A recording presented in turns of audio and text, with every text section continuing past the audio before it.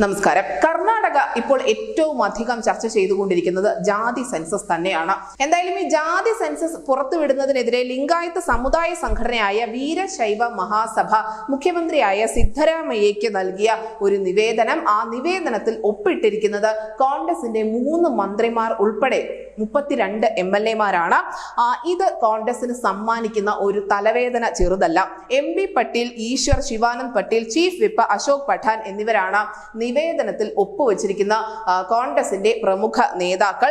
Basavaraj ബൊമ്മയും BV വിജയേന്ദ്രയും ഉൾപ്പെടെ BJPയുടെ 17ഓളം MLA-മാരും സംയുക്തമായി ഈ ഒരു നിവേദനത്തിൽ ഒപ്പുവെച്ചിട്ടുണ്ട്.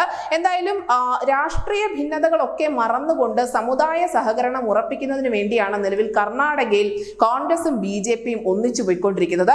പക്ഷെ കോൺഗ്രസിന് മാത്രം ഇത് എന്തുകൊണ്ട് തലവേദനയാകുന്നു എന്ന ചോദ്യത്തിനുള്ള ഉത്തരം രാഹുൽ ഗാന്ധി എന്നാണ്. കാരണം ലോക്സഭാ തെരഞ്ഞെടുപ്പിൽ രാഹുൽ ഗാന്ധിയുടെയും കോൺഗ്രസിന്റെയും തുറുപ്പ് ചീട്ടെന്ന് പറയുന്നത് ജാതി സെൻസസ് തന്നെയാണ്. അതിനർത്ഥം കർണാടകയിലെ 32 കോൺഗ്രസ് MLA-മാരും സെൻസസിനെ അനുകൂലിക്കുന്നില്ല എന്നാണ്.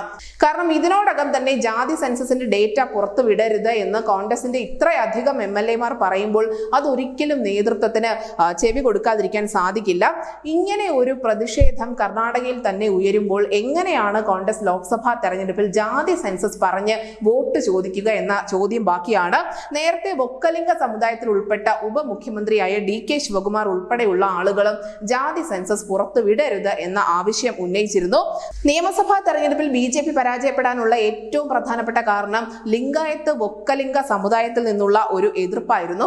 അതുകൊണ്ട് തന്നെ തങ്ങൾക്ക് നഷ്ടപ്പെട്ട ഈ സമുദായങ്ങളെ, ലിംഗായത്തുകളെയും വൊക്കലിംഗരെയും തിരികെ പിടിക്കാൻ വേണ്ടി BJP ശ്രമിക്കുന്നതിനിടയിലാണ് കോൺഗ്രസ് വലിയ ഒരു വിഷമവൃത്തത്തിൽ അകപ്പെടുന്നത്.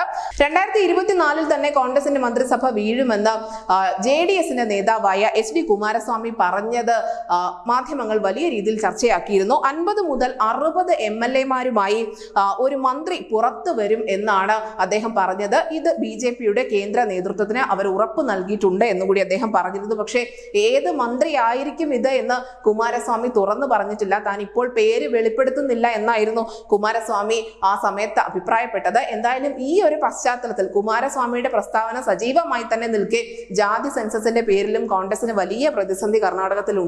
ഇതേ സമയം തന്നെയാണ് BJPയുടെ ഭാഗത്തു നിന്നും ഓപ്പറേഷൻ താമര വീണ്ടും ചലിച്ചു തുടങ്ങുന്നത്. അതുകൊണ്ട് തന്നെ മഹാരാഷ്ട്രയിൽ ഉണ്ടായതുപോലെ ഒരു രാഷ്ട്രീയ അട്ടിമറി കർണാടകയിലും BJP പ്രതീക്ഷിക്കുന്നുണ്ട്. ന്യൂസ് ഡെസ്ക് ന്യൂസിന്റെ മലയാളം.